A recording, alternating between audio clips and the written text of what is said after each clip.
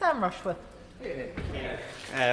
Thank you, Madam Deputy Speaker. And I also thank the opposition for giving us this opportunity today to set out so clearly two competing visions for Britain: growth, modernisation, a new infrastructure and stronger public services under Labour, or a return to austerity, government waste and decline under the Tories, of both their shades of blue. Madam Deputy Speaker, the Tories' 14 years of power is a tale of two halves. First came, well, they don't like to hear it, first came austerity, which broke our public services, leading to the social problems that have increased cost pressures on government today. But in their final years, they did away with austerity, and what we saw was astonishing levels of profligate waste, dodgy COVID contracts, vanity projects, and promises that were made to our constituents but never funded. And unless you agree with the member for Clacton, who described Liz Truss's kamikaze budget as the best Conservative budget since 1986, I would think most people in this place do agree that we have to live within our means. So the Chancellor has inherited a very difficult challenge, because on the one hand, she inherited an economy with a debt-to-GDP ratio of over 99%, the highest debt since the 1960s. And on the other hand, she inherited a broken state. I will give way. I can't see where you are. I thank you for giving way. I just wonder if he can sort of clarify a bundle of contradictions that we've heard over the last year from members opposite. I recall in July of 2024 we heard from the former Leader of the House, the member for Manchester Central, that they had to sort of abolish winter fuel payments for older people because there'd be a run on the pound, and then they were reinstated because the economy had allegedly stabilised. We're hearing from the Chancellor and from ministers that the economy is in a state that sort of requiring additional taxation, additional spending. We're hearing all these noises from the party opposite around the need to. I'm sure the honourable gentleman will be making a speech in due course. That was a very long intervention. Sam Rushworth. Thank you. I'm not sure I fully understood the question or what the contradiction he seizes, but I will go on to talk about why I feel that we need to see major investment in our public services and in our infrastructure. Briefly, yeah. I'm grateful to the honourable member for giving way on that point. He said he doesn't really understand the contradictions. Would he like to state how much growth there's been in the UK economy since the last budget? Yeah, I mean, obviously, with a global economy, we have the fastest growth in the G7. I think that's well known.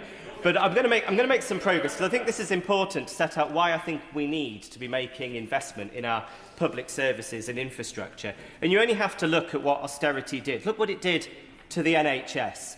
They inherited an NHS with the highest satisfaction levels ever and with the lowest waiting times ever, and reversed both of those two things.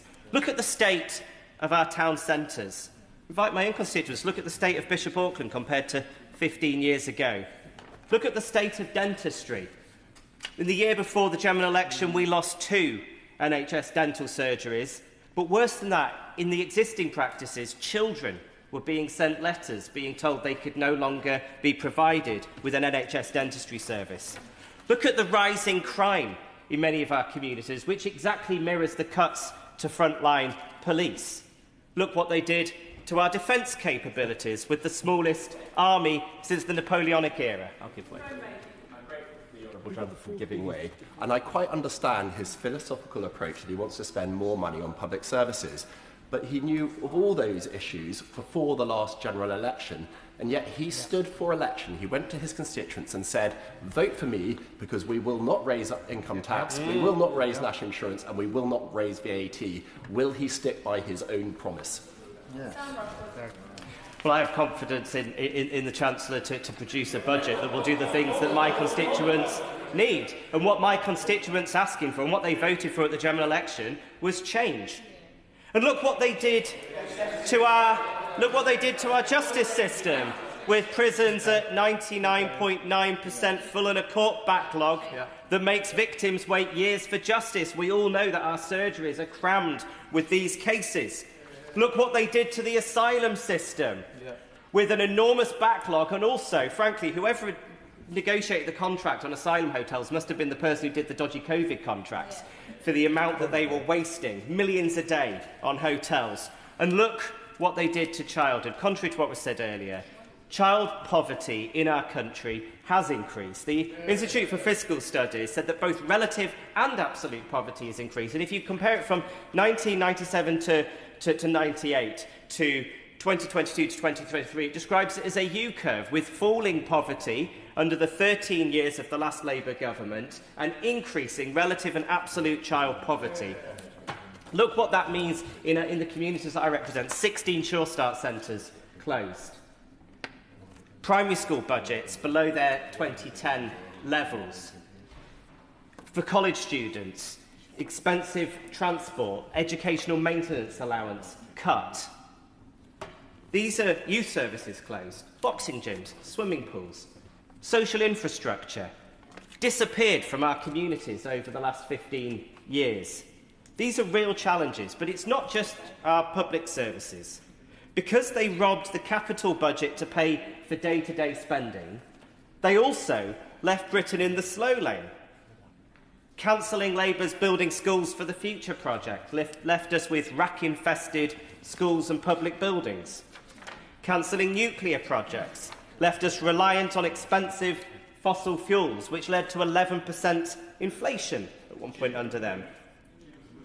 And cancelling HS2 to secure a media headline on the eve of a conference has left us without the critical transport infrastructure we need. And all of these come at higher social costs, because when you sack HMRC staff, you get more tax avoidance and more fraud. When people have to wait 2 years for a routine operation, you get a higher sick bill for businesses. When you don't build the prisons and when you cut the police, you get higher costs of crime. And when you cut civil servants, you then spend, and they did, £3 billion on agency staff. I'll give way. This from his list is when you cut the winter fuel payments, you know from the government's own assessment it puts 50,000 people into absolute poverty, 100,000 people into relative poverty, and a report from the member on the front benches in 2017 said it would kill 4,000 people. Is that factored into his assessment when he voted through that lobby?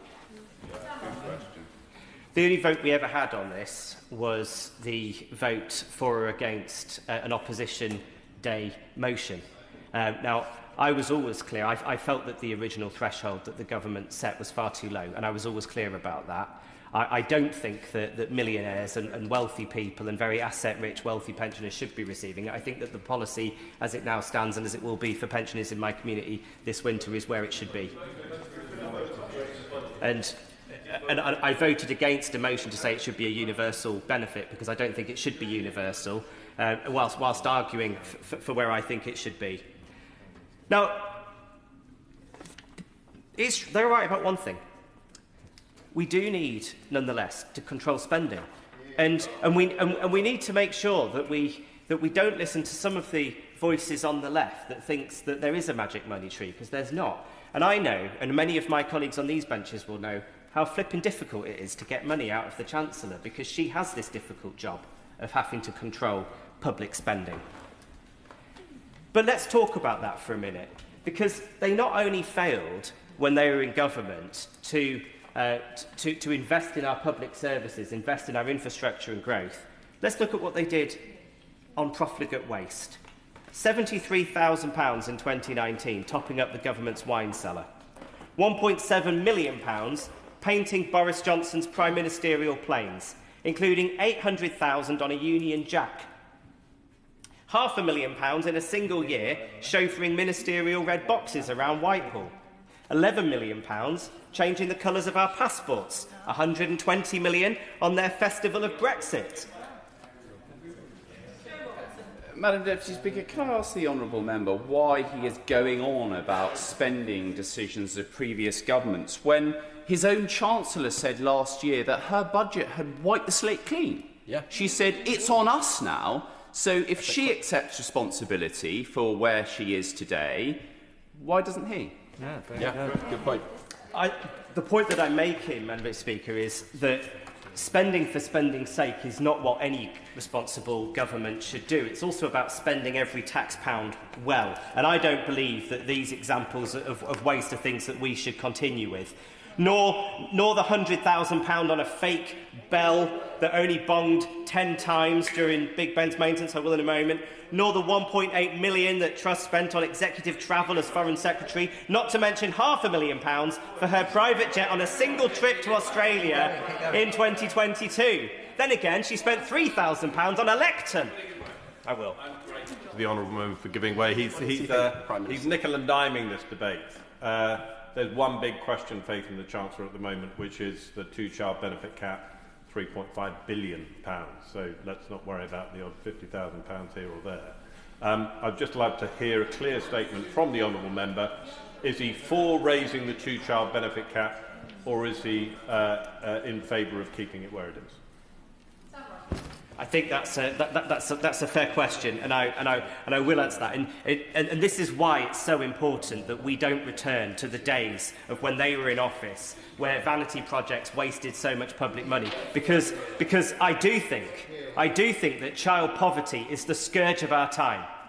I do think that we need a national mission to eradicate child poverty. Some of that needs to come through things like looking at the two-child cap, but not exclusively. And I've argued in this place for us to extend free school meals, and I'm really pleased that the government has listened to that and is extending free school meals to more children. I've argued in this place for free breakfast clubs, and I'm pleased that the Chancellor is listening and is funding the free breakfast clubs. And unlike their childcare plan, she's funding the free childcare as well, because I do think that these things matter too. It's not just about benefits, it's about making sure that we give children what they need to have a meaningful childhood. I'll give way. I thank him for giving way. I'm not sure I heard an answer to the question from my honourable friend, the member for Spalthorne. Does he support a cap, a two-child cap, or would he like to see it removed?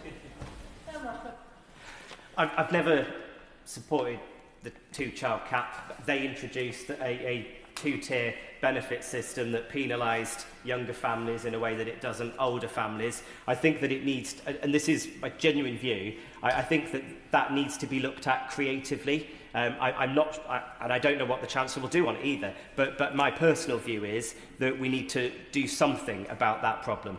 And I think that possibly a tapered system, I'm a big family, and I know that my fifth child didn't cost what my first child did, so whether they look at a taper or something, I don't know. But what I do have confidence in is I have confidence that this is a government, like the last Labour government, that will eradicate child poverty. And I will make the point to him again that child poverty is not just about benefits. It is about what we do to improve childhood. It's about what the Education Secretary announced this week about giving children more access to the creative arts. It is about the work that we're doing to get youth hubs back. It is about the work that we're doing to get free breakfast clubs. It is about the Warm Homes discount being extended to more people. For giving way. I do apologise. I may be a little bit hard of hearing. I wondered if I could just ask him once more, just a quickly yes or no answer. Did he say he would vote to get rid of the two-child benefit cap or not?